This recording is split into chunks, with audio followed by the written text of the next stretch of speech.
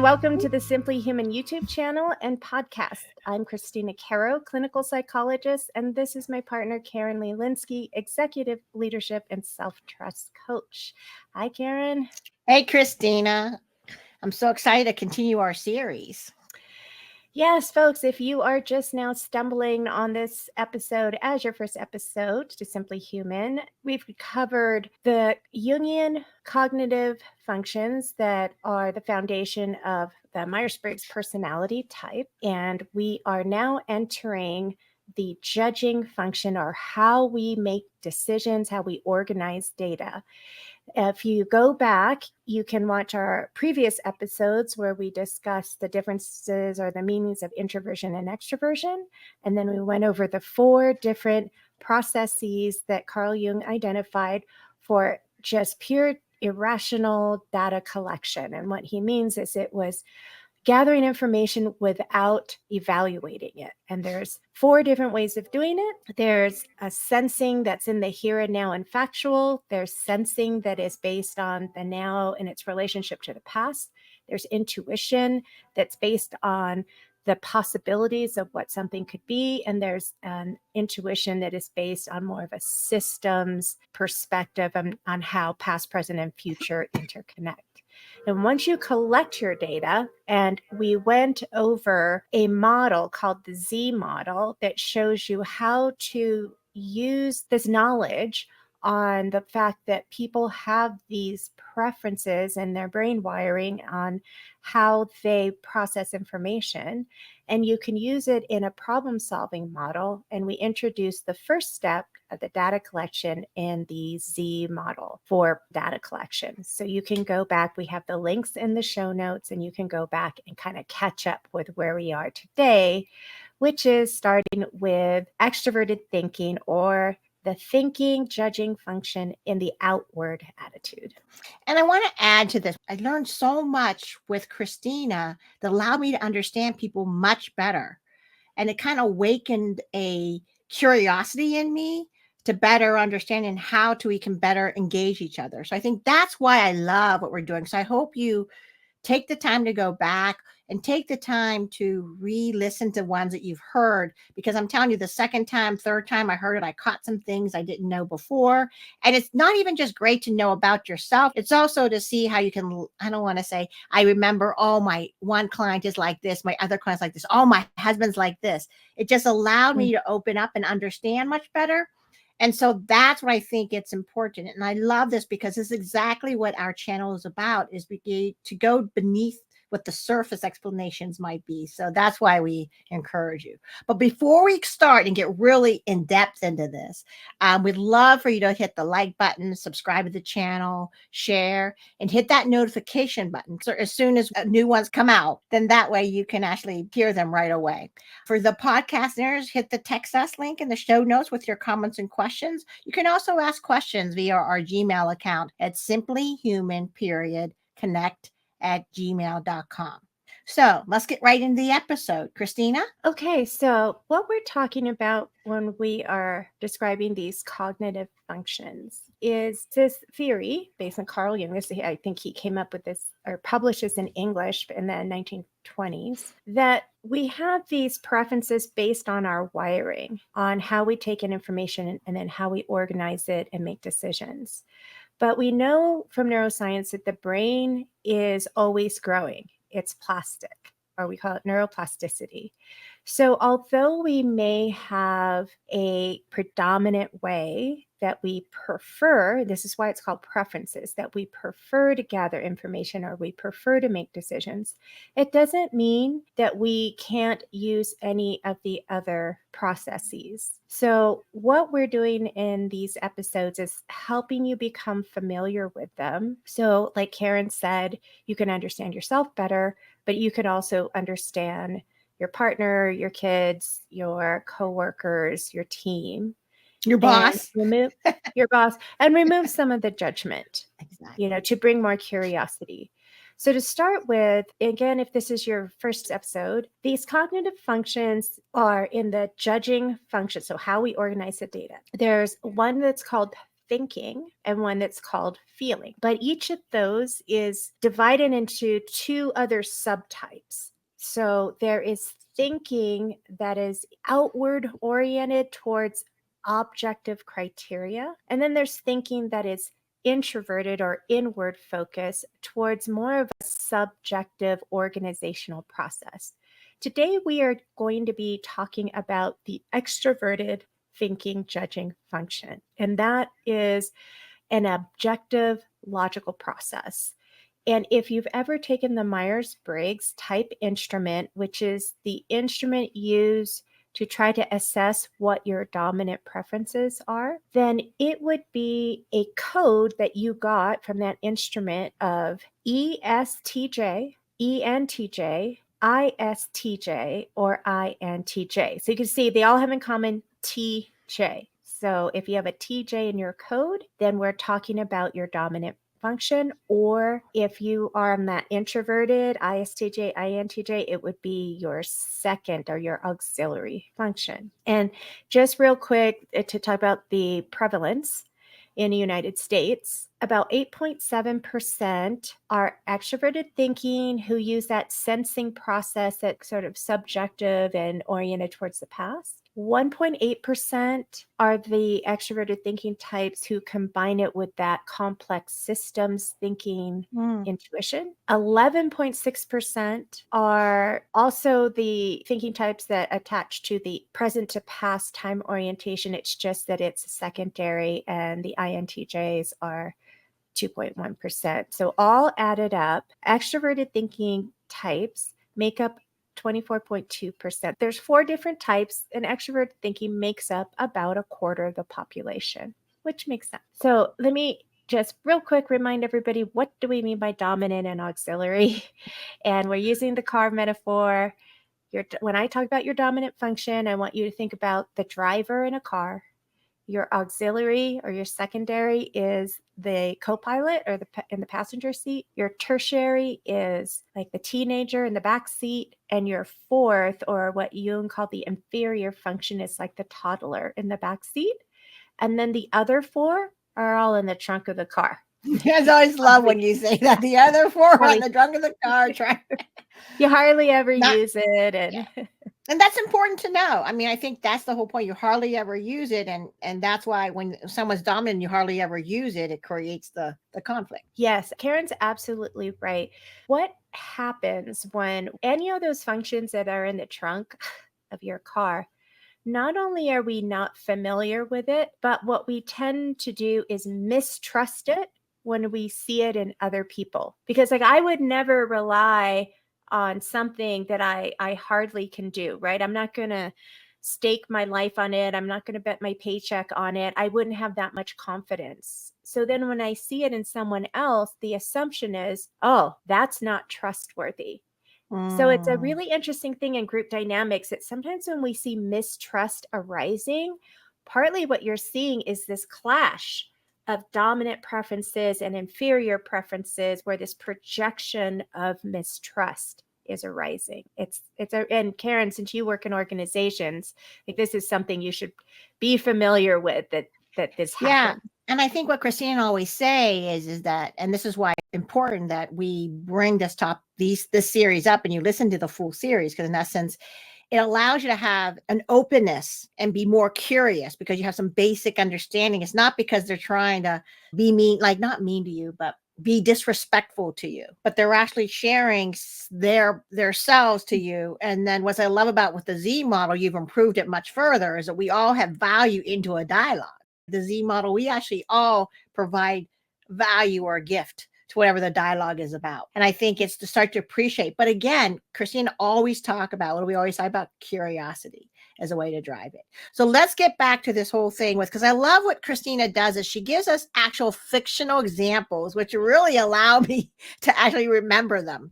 So what are the fictional examples for this type? I did a search on this, and I don't know how many folks out there. I was looking for the ENTJ, so the extroverted thinking with that systems, introverted intuition, which is only 1.8% of the population. So I had a harder time finding an example that maybe everyone be familiar with. So What came up was Don Draper from Mad Men, and he is an advertising executive. The show takes place in the 1950s.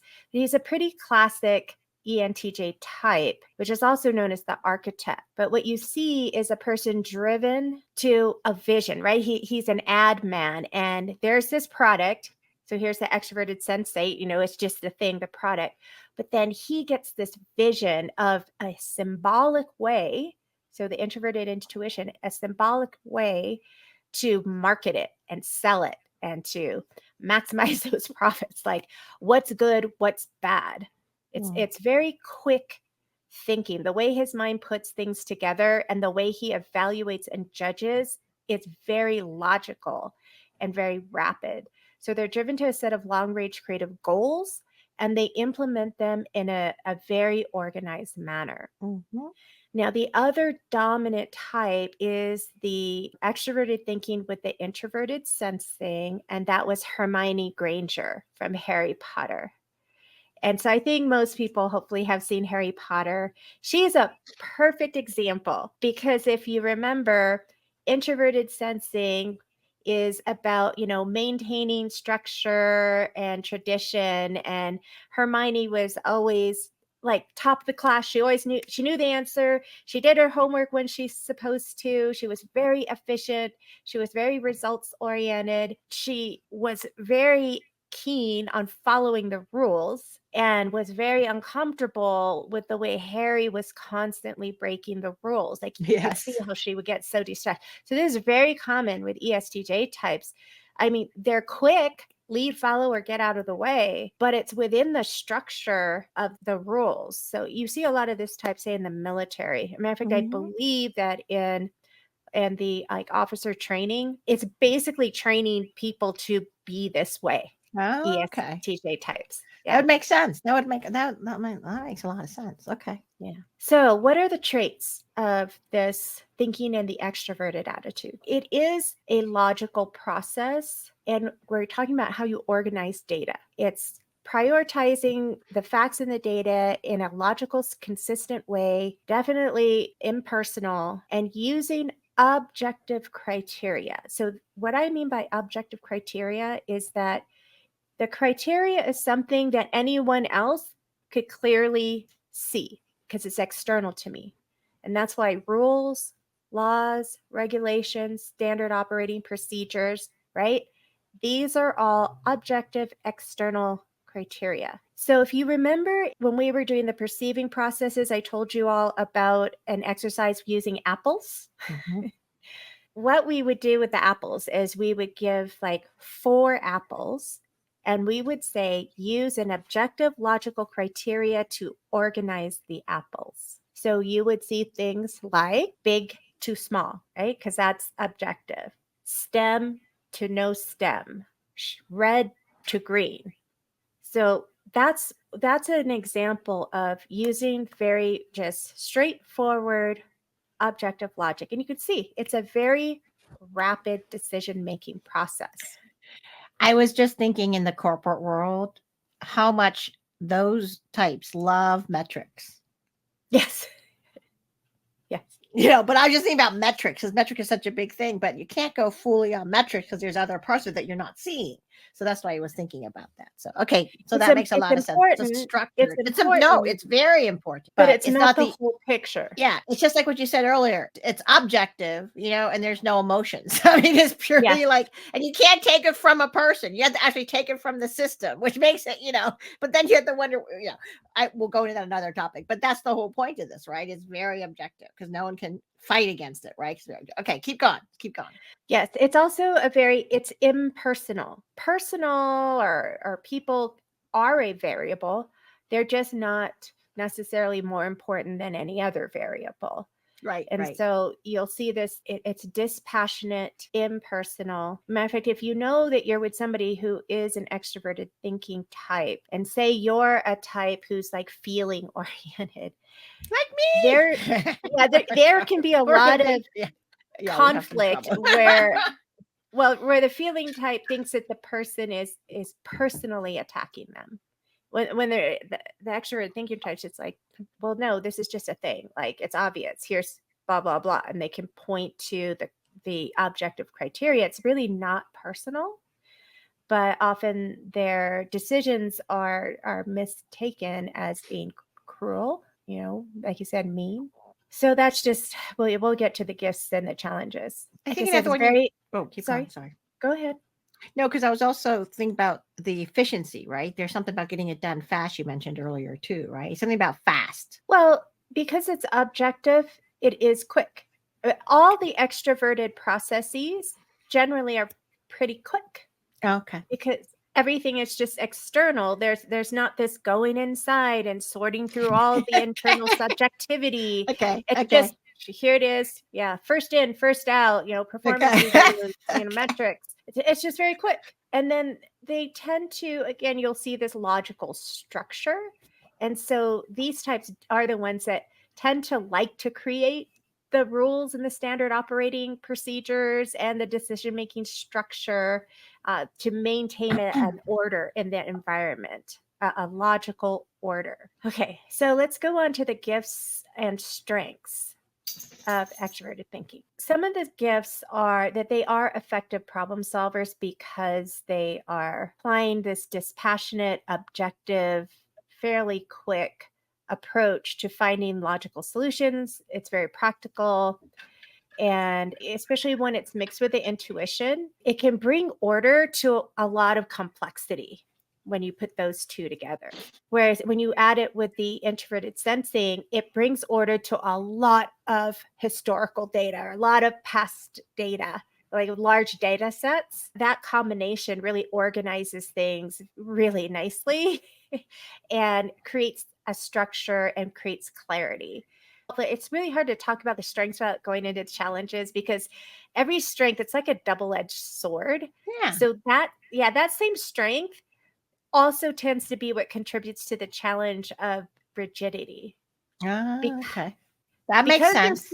Because they're so quick, Right. and they believe it's objective, they tend to be not open to challenges unless you can bring a superseding logical objective criteria. And the thing is, this is only one of 4 components of holistic decision making, and that we'll do that at the end of this series.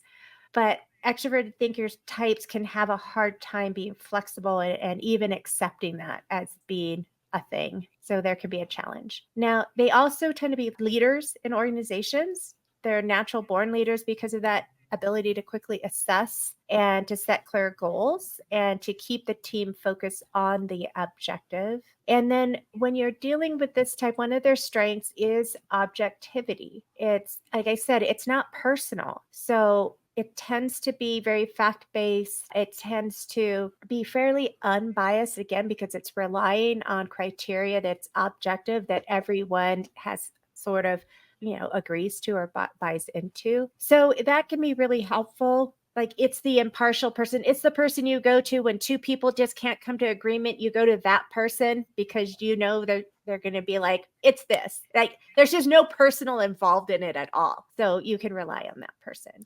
So those are some of the gifts and strengths of extroverted thinking. And we started tapping into some of the challenges associated with it, which, again, while being dispassionate and impersonal can be a strength, it can be a challenge because they do tend to overlook the personal, the feeling aspect, sort of that emotional intelligence. They tend to actually be rather dismissive of emotional factors. Emotions are irrational, and I'm a logical thinking type. What do you do those feelings? Yeah. So they can tend to miss some of the subjective nuances of interpersonal dynamics and teams, and this could lead to misunderstandings with others. And the feeling on the receiving end of extroverted thinking is that it's very judgmental. Like, it can really trigger insecurity in a team because it feels impersonal, somewhat cold, somewhat harsh. if you haven't developed the emotional intelligence and how you communicate extroverted thinking, this can be a bit problematic. Now, the dominant types, I'll be honest with you, don't quite have this challenge as much as like the ISTJs and the INTJs, who have it as their secondary. The ESTJs, ENTJs, they're quick and they're impersonal, but honestly, they're so charming. Like, I don't know what it is about that. There's this confidence that they have, and they can be incredibly charming, that they just get away with with a lot more in terms of, yes, they can. They're known for steamrollering. This particular type is people feel a bit steamrollered by them, but they're just so committed and clear on their decision making. They're just incredibly decisive, and with that decisiveness is this confidence, and that confidence can be very charismatic. So you Oh. can see how complex this double-edged sword thing. The ISTJs and INTJs, it's not that they aren't as confident in their decision, but it's not their dominant, right? Their dominant is the inward and introverted process, how they got to the conclusion, and they often don't share enough of that. And that's where it creates conflict in teams, because often what happens with the team is they hear the decisions and they don't know where it's coming from, because those with a dominant perceiving, introverted perceiving ISTJs and INTJs, just that failure to remember to bring all of that data set outward doesn't combine well with that extroverted thinking in terms of interpersonal relations and getting buy-in in a way that's really genuine. So, I mean, this is this is such a big topic, and I'm trying to like give these little pearls of wisdom from experience and these little nuggets. This is why asking us questions would be really helpful in the comments. We hope you do. Or we're putting the link to some resources that you can read further and really go in depth. And that is the book by Lenore Thompson, Personality Type, I think it's a user's manual or owner's manual. And if you want to actually get training in this, it's called personalityhacker.com, and we have a link there. So let me just keep going. So there's the risk of rigidity, and there's that over-reliance on established structures and rules, and it can lead to lack of flexibility. And here's some of the things, right? A rule could have been put in place 20 years ago and it's no longer relevant, but it's still being followed because it's objective, because it takes the other personality types. It takes the introverted thinking type, the analytical thinking one who says, why all the time? Well, why are we still doing this? Well, what's the principle? Well, does this make sense? What else could it be? You really need that other type to balance out the extroverted thinker, or you need the extroverted feeler who says, hey, this rule's been around, but it's discriminating against a whole bunch of people. Like, we're going to be sued. We can't do this anymore. There is this risk of rigidity and comfort because it is objective and logic without questioning it. And more the ESTJs, ISTJs, not as much with the ENTJs, because of that intuitive type tends to always be looking forward, and they themselves will challenge whether or not this still makes sense, and they'll just create a new role. So I guess what you just said, which is so interesting, though, it goes back to the one that so I really encourage everybody to just listen to the podcast on the Z model, because that really emphasizes the importance of valuing all of them. Because even if you are the leader who is this type, right, have this dominant type, it's important that you seek out other people in your dialogue and making the discussion. And for you people who have a leader that is like that, ask questions you can better understand. And so I love the fact that it gives you a better understanding. Like I was telling Christina that I'm not talking as much because I'm just so enthralled by this one. I don't know why. So I have a lot of clients that are in like this type of person, because the way that I'm working with my clients, I just tend to have it because they're the natural born leaders. So I'm like, oh, think about this one and think about this one. And I think it's just interesting how my mind is going about how I'm interacting with them and how I have to understand and how the importance of the dialogue and their other people. So explaining a lot to me that I never really thought through as ways, like I said earlier, to work with teams even in a higher level than where I've been working with them now. So I'm very excited about this, Christina, this stuff. So There's a whole bunch of gifts and challenges. Mhm. I'm just touching on like 3 in each category. So the last one I'm going to mention about extroverted thinking challenge is a pressure to control outcomes. So because they feel so confident in their decision making because of that objective logic, they often feel a need to control the results and outcomes, and that can lead to stress and conflict, it particularly in ambiguous situations. Mm. When there's a lot of uncertainty, extroverted thinking can actually, there's a place for it. But what tends to happen if it's in a leader is it can cut off deliberation too soon because there is this need to come to some closure in the external world. That's one of the traits of having a judging function that is extroverted. So a TJ or an FJ, there is a drive for closure in the external world and sort of a discomfort when things are open-ended. So And to the more make a decision is the whole point. Is yeah, there's it's this discomfort with the openness and ambiguity, yeah, yeah. discomfort, which sort of feeling like the process is just we're in analysis paralysis. Come on, let's just make a decision. And so if again you have a leader who has this type, it can create a dynamic where people don't feel truly included. Like the way they end up feeling is they don't really care what my opinion is, clearly, right? And then you get shut down. Or you can get arguments over conflicting objective criteria, right? They're both objective, they're both logical. Now, how do you decide? Because that takes more of a deliberative process. So there's everything is a strength and everything as a challenge.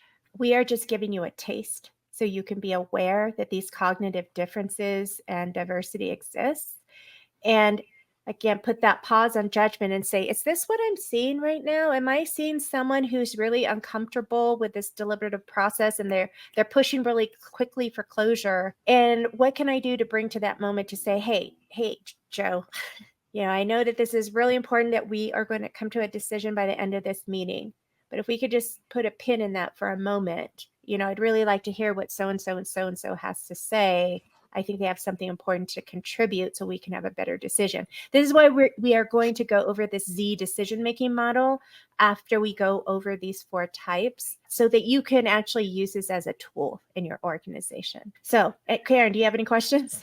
No, so let's just, because I know we're running out of time. So just tell me a little bit about what are you suggesting, or how would you conclude in the takeaways for? Okay, well, first, I'd like to go over some of the practical applications in daily life. In work and career, you want to think about where's the best place to use this talent. Okay, think about where it would be beneficial for your organization to have somebody who is really quick at coming up with those dispassionate, impersonal, logical, objective criteria based decisions. What would be a good role for them in the team? They might be the person who's really good at keeping things moving.